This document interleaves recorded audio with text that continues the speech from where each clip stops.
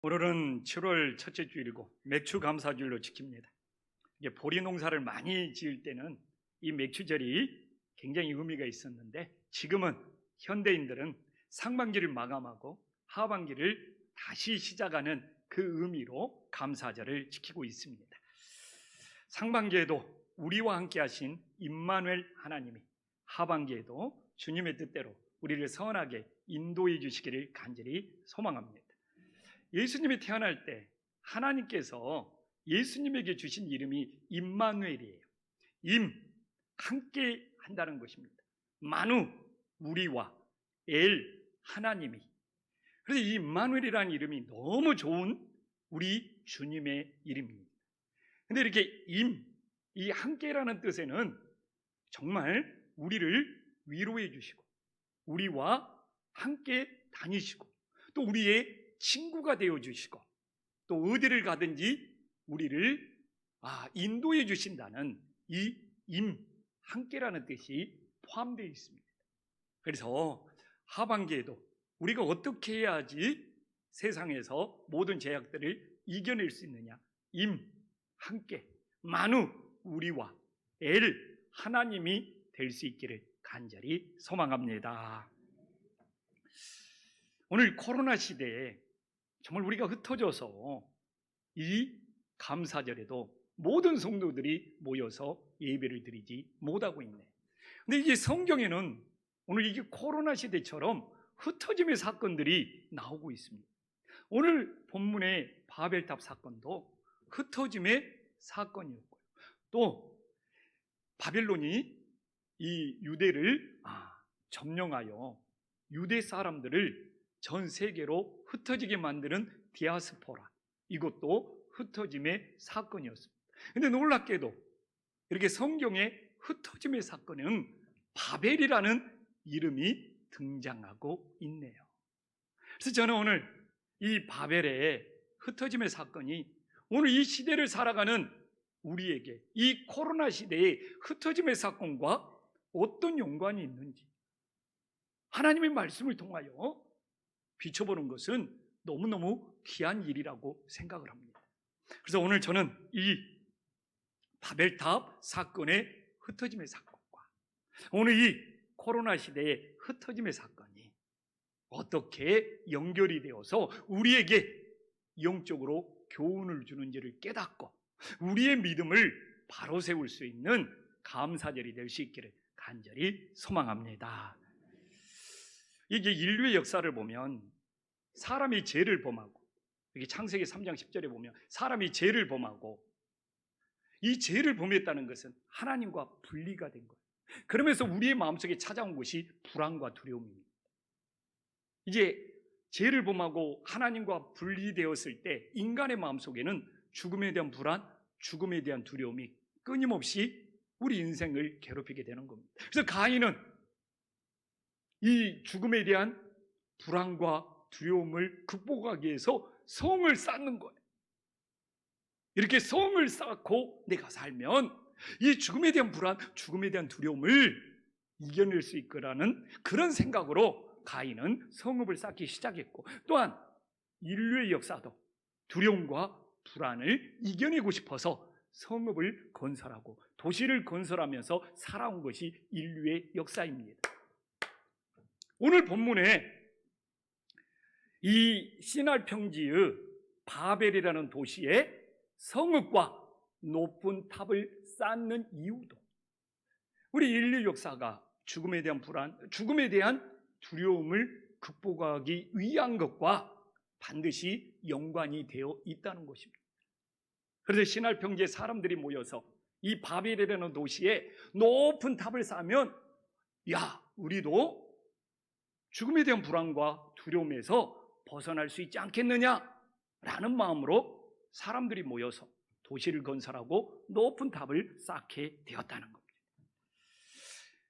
오늘날 우리가 사는 세상도 하나님과 분리된 인간은 죽음에 대한 불안, 죽음에 대한 두려움 속에서 살아가고 있고 그걸 벗어나고 싶어서 몸부림을 치고 있는 겁니다. 그러나 세상의 어떤 방법으로도 우리 마음속에 있는 이 두려움과 이 이 불안의 문제를 해결해 주지 못하고 있는 거예요. 사람들은 이걸 해결해 보고 싶어서 몸부림치고 있지만 세상의 어떤 것도 우리 인간의 근본적인 두려움과 불안을 해결해 주지 못하고 있어서 병마와 싸우고 있고 세상에 정말 질병의 고통과 싸우고 있고 오늘날 이 코로나의 고통과도 싸우고 있는 우리 인간의 현실들을 보여주고 있습니다. 그럼 좀 더 구체적으로 들어가서 오늘 바벨탑 사건은 어디서 일어났습니까? 2절에 보면 동방으로 옮기다가 시날 평지에서 거기 거류하면서 이제 이 10장과 연결이 됐거든요. 10장 9절과 10절에 보면 어떻게 나와 있습니까? 이 시날이라는 평지에 이게 바벨을 비롯하여 여러 도시들이 있었습니다. 그런데 이 바벨이라는 이 도시에 높은 탑을 쌓게 되는 것이죠. 근데 그 주동자가 누구냐? 이 니므롯이 있었어요. 이 니므롯은 천용사하고 용감한 사냥꾼이었어요. 그래서 사람들은 이 시날 평지에 모여서 용감한 사냥꾼이었던 니므롯을 통해서 왕으로 세우면 자신들의 불안과 두려움을 해결해 줄 줄 알았다는 거예요. 그래서 용감한 사냥꾼이어서 당시에 영웅이 되었던 이 니므롯은 시날 평지의 바벨에 사람들을 모아서 나라를 건설하고 왕이 된 다음에 이제 그들의 불안과 두려움을 해결해 줄 수 있는 정책을 발표합니다. 당신들이 불안과 두려움을 해결하기 위하여 나를 왕으로 세웠으니까 내가 당신들에게 불안과 두려움을 해결해 주겠다. 그 정책이 이 바벨 땅에 성읍을 건설하고 높은 탑을 쌓으면 당신들의 불안과 두려움은 다 해결해 줄 수 있다고 니므롯은 사람들에게 선포를 하였습니다. 오늘날도 동일합니다. 사람들이 도시로 모여들고 있습니다. 지방이 붕괴되고 농촌이 붕괴되고 있습니다. 도시로 모여서 고층 빌딩을 건설하고 높은 아파트를 짓고 모여 살면 사람들의 불안과 두려움이 해결될 수 있다고 도시로 수도권으로 집중하여 높은 고층 빌딩을 세우고 아파트를 높게 세워서 이 밀집 현상 속에서 살아가면 우리 인생의 불안과 두려움이 사라지지 않을까, 이런 착각 속에 살아가고 있습니다. 이게 우리나라의 모습뿐만 아니라 세상의 각 나라도 높은 빌딩, 고층 빌딩들을 세우면서 이게 인생의 두려움과 불안을 해결해 줄 거라고 착각하고 있는 모습들을 보여주고 있습니다. 과연 사람들이 도시로 모여들어서 고층 빌딩을 쌓고 흩어짐을 면하고 모여서 살면 우리의 인생의 불안과 두려움이 다 사라지고 있느냐 말입니다. 여기에 대해서 오늘 바벨탑 사건은 하나님의 말씀으로 인생의 불안과 두려움을 어떻게 해결할 수 있는지, 또한 세상은 왜 인생의 불안과 두려움을 해결하지 못하고 실패하는지를 하나님의 말씀으로 정확히 제시해 주고 있는 겁니다. 시날 평지에 사람들이 바벨탑을 쌓게 된 이유는 무엇입니까? 오늘 3절에 참 놀라운 사실이 나오고 있습니다. 벽돌을 만들어 견고히 굽자 하고 이에 돌을 대신하여 역청으로 진흙을 대신한다고 나옵니다. 이게 대단한 사건이죠. 불을 사용하게 되고 불로 벽돌을 굽는 겁니다. 이게 바로 원시 생활을 했던 당시의 사람들이 주거를 해결하고 문화생활로, 문명생활로 전환돼, 오늘날로 말하면 산업혁명 같은 거죠.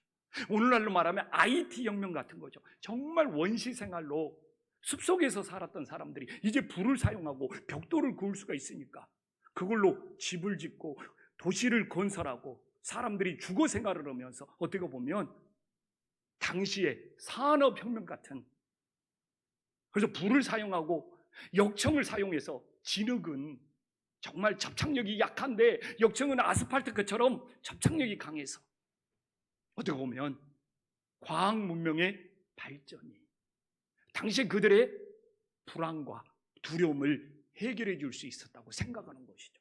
불을 사용하고 아스팔트 같은 역청을 사용하면서 이제 이런 과학 문명의 발전이 우리 인생의 두려움과 불안을 해결해 줄 수 있을 것이다 하면서 이 신할 평지에 바벨로 사람들이 모여들기 시작했다는 겁니다. 그러나 인류 역사는 이렇게 과학 문명이 발전해 가지고 이렇게 불을 사용하고 역청을 사용하고 또 오늘날 뭐 산업혁명으로 전기기관차를 사용하고 또 IT를 사용하고 인공지능을 사용하면 인생의 불안과 두려움이 다 해결될 줄 알았는데 또 다른 인생의 불안과 두려움이 생겨나는 거예요. IT를 사용해서 우리들의 노동의 수고를 줄이는 문제는 해결했는데 또 다른 문제, 사람들의 일자리를 잃어가고 있는 거예요. 그래서 IT가 되면, 인공지능이 되면 이제 사람들은 편리하게 살 수 있겠다 했지만 더 큰 문제, 노동의 종말이 다가오고 있으면서 사람들의 일자리는 로봇에게 끊임없이 빼앗기면서 생존의 위협을 느끼고 있는 거예요. 아니, 과학 문명의 발전이 우리 인간의 불안과 두려움을 다 해결할 줄 알았는데 또 다른 문제를 발생하는 이 악순환의 역사가 반복이 되고 있다는 거죠. 오늘날 의학기술이 발전하면 인간은 장수를 누리고 뭐 100세는 기본이 될 줄 알았지만 오늘의 현실은 이 코로나가 터져서 우리 인간의 의학으로도 이 코로나 문제를 해결하지 못하면서 불안과 두려움 속에 살아가고 있다는 것이죠. 아, 이제 백신을 발명했다.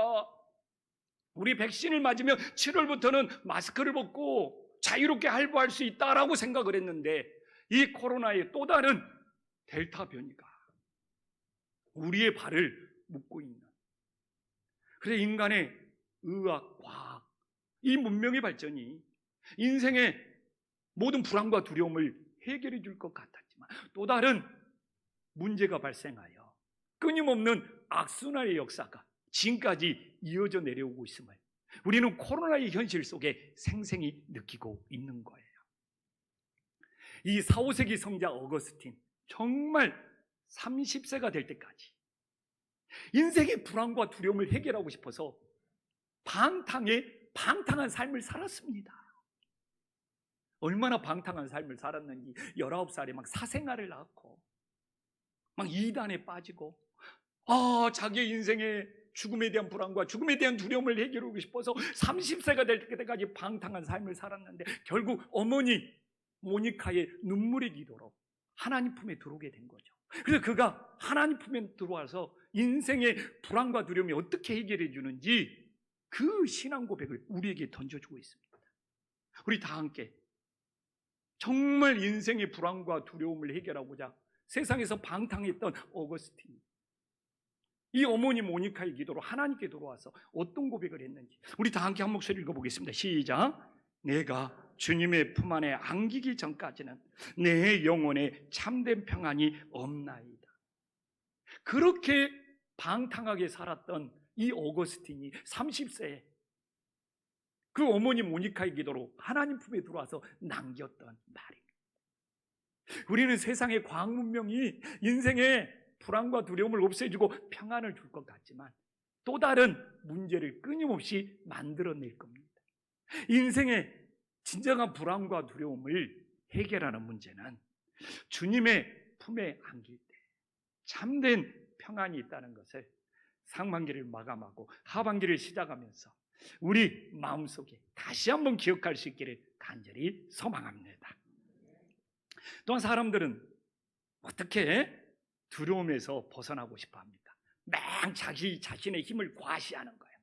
센 척하는 거예요. 그래서 오늘도 4절에 보면 그 탑 꼭대기를 하늘에 닿게 하는 이유는 뭡니까? 자신의 힘을 과시하는 겁니다. 자신의 힘이 센 척하는 겁니다. 그래서 오늘날 현대 국가들도 어느 나라가 100층 빌딩을 지어서 우리는 120층 하면서 각 나라가 높은 빌딩을 세우면서 그 위에 뭐 뾰족탑까지 세우면서 우리가 제일 높은 빌딩을 소유하고 있다 하면서 자신들의 힘을 과시하는 거죠. 자기 국가의 국력을 과시하는 것이죠. 그러나 이렇게 세상에서 나는 힘이 세네, 나는 이렇게 강한 국가네, 나는 이렇게 대단한 나라네, 자신의 힘을 과시하는 것이, 그것이 크면 클수록 하나님 앞에 교만이 되는 것이죠. 우리가 사람들 사이에 봐보십시오. 센 척하는 사람들, 강한 척하는 사람들, 나는 자존심이 엄청 강해서 부러지지 않을 것 같은 사람들, 그 안에 들어가면 어떻게 되는 겁니까? 인생의 불안과 두려움을 더 많이 감추면서 살고 있는 거예요.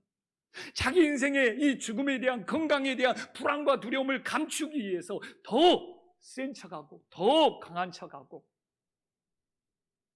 더 정말 자신이 대단한 것처럼 자기를 포장하려고 하는 것이죠. 그래서 저는 자신이 더 센 척 내세운 사람일수록 그 안에는 더 깊은 인생의 불안과 두려움을 감추고 있다는 거죠. 그래서 사람들이 하늘에 닿을 것처럼 높이 우리는 이렇게 강하고 세다 했을 때 하나님이 보인 반응은 뭡니까? 오늘 5절에 보면 하나님이 내려다봤다는 거예요. 생각해 보십시오. 하늘에 닿았으면 하나님이 내려올 필요가 뭐가 있습니까? 근데 히브리어 원뜻을 보면 하나님이 한참 내려왔다는 거예요. 이 이야기는 뭡니까? 인간이 아무리 센 척해도, 인간이 아무리 교만해도 하늘에 미칠 수 없는 하나님이 한참 내려와야 된다는 인간의 센 척하는 헛됨, 인간의 교만의 헛됨이라는 것이 이 한마디로 정리가 되어버리는 거예요. 인간들은 야 하늘에 닿자 하면서 막 센 척, 강한 척, 대단한 척 했지만 하나님이 봤을 때는 한참 아래가 있는 거예요. 그래서 하나님이 조금 내려오는 것도 아니고 정말 많이 내려와야 되는 거예요. 그래서 인간의 강한 척하고 센 척하고 자기 힘을 가시하면서 이 교만이 하나님이 내려와야 된다는 이 한마디로 얼마나 헛되고 얼마나 무의미하다는 것을 다 정리해버리는 거예요. 그래서 우리 인생은 하늘에 닿으려고 하는 인생이 아니라 오히려 하늘을 우러보며 주님을 경외하는 인생이 되어야 됨을 믿으시기를 간절히 소망합니다. 그래서 왜 세상의 인간들이 실패하느냐? 하나님과 맞먹으려고, 하늘에 닿으려고 하기 때문에 세상의 인생은 실패하는 거예요. 왜? 하늘에 닿을 수가 없기 때문에.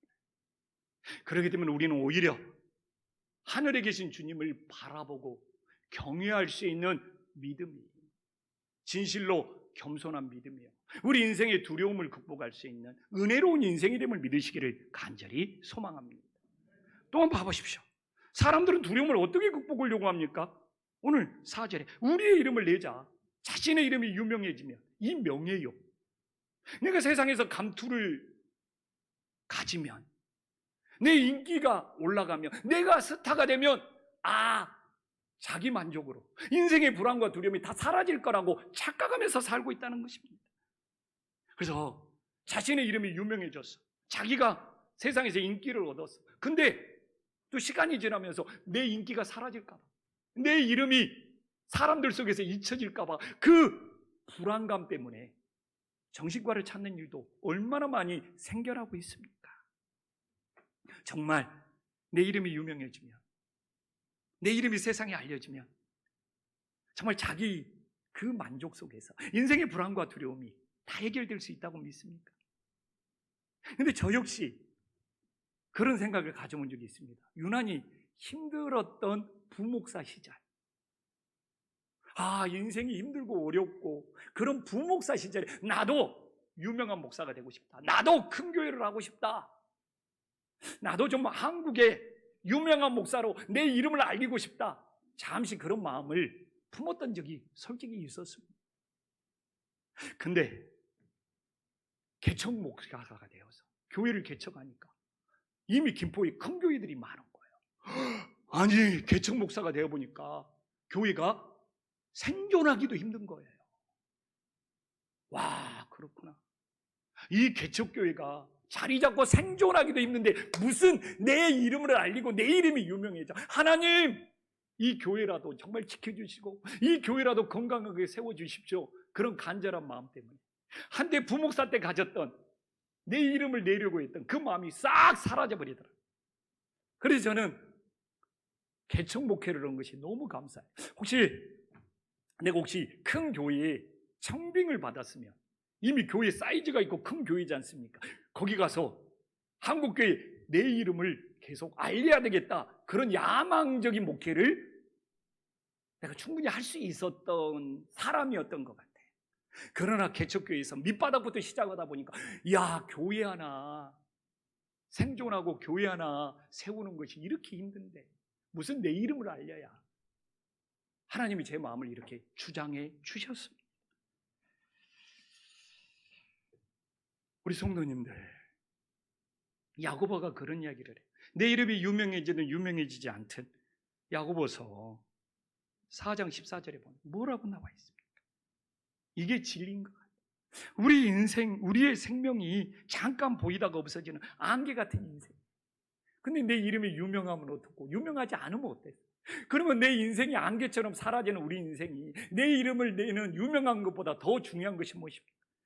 우리가 계시록 3장 5절에서 살펴봤잖아요. 우리의 이름이 하늘나라 생명책에서 지워지지 않는 거예요. 지금 우리에게 필요한 것이 뭡니까? 세상 사람들 자기 이름을 아무리 유명하게 자기 이름을 알릴지라도 우리의 이름이 하늘나라 생명책에 기록되지 못했다. 우리에게 중요한 것이 뭡니까? 우리의 이름을 세상에 유명하게 알리는 겁니까? 아니에요. 우리의 이름이 하늘나라 생명책에 기록되어서 지워지지 않는 것이 정말 우리의 생명을 살리고 구원하는 일임을 믿으시기를 간절히 소망합니다. 저는 억울할 거 하나도 없어요. 내 이름이 세상에 유명해지냐 유명해지지 않느냐, 이제 이런 억울하고 속상한 거 내 마음속에서 다 사라졌습니다. 왜? 더 중요한 걸 깨달았어요. 내 이름을 세상에 내고 유명하는 것보다 내 이름이 하늘나라 생명책에 기록되는 것이 진짜 내 자신을 살리는 거라는 걸 깨달았기 때문에. 그래서 오늘 이 상반기 마감하고 하반기를 시작하는 이 터닝 포인트에서 내 이름이 유명하냐 안 유명하냐 안개처럼 사라지는 인생이죠. 상반기 얼마나 훅 지나갔습니까? 중요한 것은 오늘도 우리가 예배하는 이유는 우리의 이름이 하늘나라 생명책에 기록되어 결코 지워지지 않는 구원받는 백성, 복 있는 백성들이 될 수 있기를 간절히 소망합니다. 근데 오늘 이렇게 본문 6절을 읽다가 궁금할 수 있어요. 하나님이 오늘 본문 6절에서 막으시는 것도 있냐, 못 막으시는 것도 있냐, 막을 수 없는 것도 있냐. 아니, 하나님은 전지전능하신데 어떻게 하나님이 그들이 하고자 하는 일을 막을 수 없는 것도 있냐. 진짜 성경 묵상하면 궁금할 수 있어요. 근데 이게 놀라운 신비입니다. 바벨탑을 세우면 그 이후로 인간의 제약이 걷잡을 수 없이 번져서 막을 수 없다는 거예요. 그러면 어떻게 돼야 됩니까? 하나님이 노아 시대처럼 다시 세상을 심판해야 돼요. 그 의미를 전달하고 있습니다. 저들이 바벨탑을 세우고 또 제약이 걷잡을 수 없이 번져서 그 제약이 관영해가지고 그 제약을 막지 못하면 하나님의 인간을 다시 한번 심판해야 돼요. 그런데 노아로 시대에 홍수로 심판한 지가 얼마 되었다고 또다시 인간의 제약을 막을 수 없을 정도로 걷잡 없이 번져서 또다시 심판해야 되니까. 그래서 하나님이 흩으신 거예요. 심판하지 않기 위해서. 근데 오늘 코로나 시대에 하나님의 흩으심도 그런 의미가 동일하게 있는 거 아닙니까? 지금 인간의 탐욕으로 하나님이 만드신 이 창조 세계 너무 자연을 파괴해서 기후재앙이 닥쳤습니다. 근데 코로나로 이렇게 우리들이 흩어짐이 면하니까 하늘에 뜨는 비행기가 줄어드니까 우주에서 본 지구 하늘이 맑아지고 있고 바다에 배들이 덜 다니니까 유조선들이 덜 뜨니까 기름을 덜 사용해서 사라졌던 고기들이 다시 돌아오기 시작하고 있더라는 거예요. 바벨의 시대에 탑을 쌓도록 내버려 둬버리면 인간의 교만이 하늘을 찔러서 그 제약이 걷잡을 수 없이 막을 수 없이 번지면 하나님이 또다시 심판해야 되는 거죠. 인간의 탐욕이 하나님이 만드신 창조의 세계를 계속 파괴하며 기후재앙으로 인간이 더 이상 살 수 없는 세상이 되어버릴까 봐 인간의 탐욕에 대한 하나님의 사인, 하나님의 경고, 하나님의 메시지가 아닌가. 우리가 바벨의 흩어짐과 이 코로나 시대의 흩어짐을 연관해서 한 번쯤은 하나님의 자녀라면 성찰해 볼 수 있는 주님의 자녀들이 될 수 있기를 간절히 소망합니다. 그럼 이 바벨탑 사건에서 인간은 우리가 살펴봤잖아요. 죽음에 대한 불안과 죽음에 대한 두려움을 해결하지 못했어요. 인간이 오늘 5절에 보면 바벨이라는 동네에서 성읍과 탑을 세워서 흩어짐을 면하려고 했던 그 결과가 뭐냐 이거예요. 오늘 9절에 나오고 있습니다. 이 바벨은 혼잡입니다. 언어를 나누고 다 이런 뜻들이 한 언어가 여러 소통이 안 돼. 이것에 대한 결론은 혼잡입니다. 혼잡으로 다 정리되는 거예요. 혼잡. 아무리 사람들이 흩어짐을 면하고 도시를 건설하고 성읍을 건설하고 탑을 쌓아서 불안과 두려움에서 벗어나려고 몸부림쳤지만 그 결과는 바벨, 혼잡, 혼란으로 그 결과가 나오고 있음을 우리들에게 보여주고 있습니다.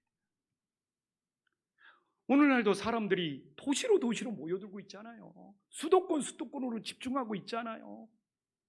근데 왜 그렇습니까? 왜 이렇게 사람들이 수도권의 도시에 모여 사는데 외로움 때문에 불안 증상이 심해져서 정신과를 찾는 사람들이 왜 이렇게 농촌보다 수도권에 더 많이 생겨나고 있느냐고. 미스테리잖아요. 아니 이렇게 사람들 속에 모여 살고 사람들 속에 부대끼며 살아가는데 왜 도시에 있는 사람들이 불안 증상에 시달려서 그 불안 증상을 해결하지 못해서 정신과를 찾는 사람들이 더 증가하고 있느냐 이거. 그래서 요새 TV 보면 정신과 의사들이 너무너무 많이 등장하는 시대가 되어버렸습니다.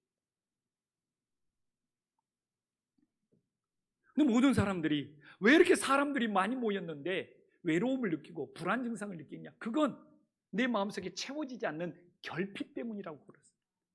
이게 사람들이 많이 모여 사는데 내 마음에 채울 수 없는 허전함, 채울 수 없는 결핍이 우리 인생을 불안하게 만든 거예요. 그래서 이 허전함, 이 결핍을 채우고자 사람들이 도피처를 찾습니다. 뭔가에 집착하고 뭔가에 중독에 빠져버리는 거예요. 내 허전함, 내 결핍을 해결해 줄 수 있는 뭔가에 그냥 너무 지나치게 도박에 집착하고 게임에 집착하고 세상 것에 집착하면 내 결핍이 채워지고 내 허전함이 달래질 것 같지만 그것이 중독이 되어서 우리 인생을 바벨의 혼잡, 바벨의 혼란으로 빠뜨려버리는 시대에 살아가고 있다는 겁니다. 그러면 어떻게 우리 인생의 이 불안감, 불안증, 이 죽음에 대한 두려움에서 벗어날 수 있느냐 이거예요. 세상에서 토피처를 찾아보지만 오히려 집착과 중독에 빠져서 더 바벨의 혼란에 빠지는 이 시대에서 그래서 요한일서 4장 8절에 대단한 고백을 합니다. 주님의 사랑 안에 두려움이 없고 온전한 사랑이 두려움을 내쫓는다는 겁니다. 아멘. 근데 여기서 중요한 것을 우리는 깨달아야 됩니다. 왜 주님의 사랑만 온전한 사랑입니까? 사람들도 막 사랑하는데 저도 우리 아내 너무너무 사랑합니다. 근데 내가 왜 우리 아내를 사랑하는 것은 온전한 사랑이 아니고 오직 주님의 사랑만 온전한 사랑이냐 이거예요. 그 이야기는 뭡니까? 주님의 이 사랑만이 인간의 구원의 문제를 해결해 줄 수 있어요. 우리 인생을 채워줄 수가 있어요. 그래서 어떻게 되는 거예요? 온전한 사랑이 되는 거예요. 내가 우리 아내를 아무리 사랑할지라도 우리 아내를 구원할 수 있습니까?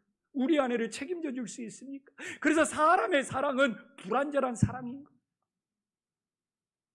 한평생 남편이 자기 인생의 허전함을 채워줄 거라고 기대하고 바라봤는데 50이 되고 60이 되도 이놈의 남편이, 이놈의 나무편이 내 인생의 허전함을, 내 인생의 결핍을 채워줄 수 없는 거예요. 그래서 주님의 사랑만이 온전한 사랑이 되는 거고, 사람은 뜨겁게 사랑하는 것 같지만 불완전한 사랑, 언제든지 떠날 수 있는 사랑, 언제든지 바뀔 수 있는 사랑. 그래서 인생 중에 사람의 사랑에 기대했다가 오히려 채워지지 않는 그 결핍, 그 허전함에 더 시달리는 현대인들이 많은 거예요.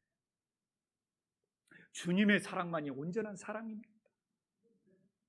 주님의 사랑만이 우리의 결핍을 채워줄 수 있고 우리 인생의 문제를 해결해 줄 수 있고 우리를 구원할 수 있기 때문에 여기서 주님의 사랑만이 온전한 사랑인 거예요. 그러면 우리는 물을 수 있어요. 왜 주님은 나에게 온전한 사랑을 주시지 않습니까? 오늘 바벨탑은 그 이야기를 하고 있는 거예요. 오늘 본문에서 사람의 계획과 하나님의 계획이 충돌하고 있습니다. 이걸 못 찾았으면 사람의 운원과 계획이 뭐지? 하나님의 운원과 계획이 뭐지? 오늘 본문에서 찾지 못했다면 정말 성경 말씀을 깊게 묵상하지 않는 겁니다. 사람의 운원과 계획은 뭐였습니까? 이게 오늘 계속 자아가 이게 운원이에요. 운원. 그래서 계획을 세우는 거예요. 이걸 오늘 본문에서 찾지 못했다면 사람들이 운원합니다. 벽돌을 만들어 견고히 굽자. 그리고 사람들이 계획을 세웁니다. 4절에서 온 지면에 흩어짐을 면하자. 그러나 사람들의 운원과 사람들의 계획은 실패로 오히려 세상을 더 혼잡스럽게 만들어버리고 있음을 보여주고 있는 겁니다. 그래서 우리 김포한신교회도 교회도 막 사람의 운원과 사람의 계획이 판을 치잖아요. 교회가 혼잡스러워져 버립니다. 그러면 하나님의 운원과 하나님의 계획은 뭡니까? 7절과 8절에 나오잖아요. 여기서도 삼일체 하나님이 운원하는 거예요. 여기가 삼일체 하나님이 이미 창세기에 나와 있어요. 우리가 성부 성자 하나님이 운원하는 거예요. 이게 3절에 사람의 운원과 이 7절에 하나님의 운원을 보지 못하면 바벨탑에서 은혜 받는 것을 실패합니다. 그러면서 하나님의 계획은 8절에 보면 정확히 이루어집니다. 하나님의 계획대로 모든 것이 끝쳐버렸어요. 상반기를 끝나고 하반기를 시작합니다. 상반기 어떻게 살았습니까? 사람의 운원, 사람의 계획 실패하고 우리를 오히려 더 혼잡스럽게 만든다는 겁니다. 그러나 우리들이 하나님과 기도로 운운하고 하나님의 말씀의 계획을 붙잡으면 우리의 결핍이 채워지고 불안과 두려움이 사라지고 주님의 온전한 사랑이 임하게 된다는 겁니다. 그래서 많은 분들이 여전히 사람들의 운원, 사람들의 계획, 교회가 혼잡스러워지고 가정이 혼잡스러워져요. 바벨의 혼잡이 찾아옵니다. 그러나 하나님과 기도로 의논하고 우리는 삼위일체 하나님과 어떻게 의논합니까? 기도가 하나님과 의논하는 거예요. 아멘. 그리고 하나님의 계획은 뭡니까? 말씀이에요. 그래서 우리는 기도로 하나님과 의논하고 하나님의 말씀의 계획을 붙잡으면 정말 주님의 온전한 사랑이 임하여 주님께서 우리를 선한 길로 인도하신다는 이 바벨탑에서 주는 이 하나님의 진리 꼭 가슴에 생기고 하반기에는 정말 하나님과 기도로 의논하고 하나님의 말씀의 계획을 붙잡아서 우리 마음에 사람의 사랑이 아닌 주님의 온전하신 사랑이 충만할 수 있는 하반기가 될 수 있기를 간절히 소망합니다. 기도하겠습니다.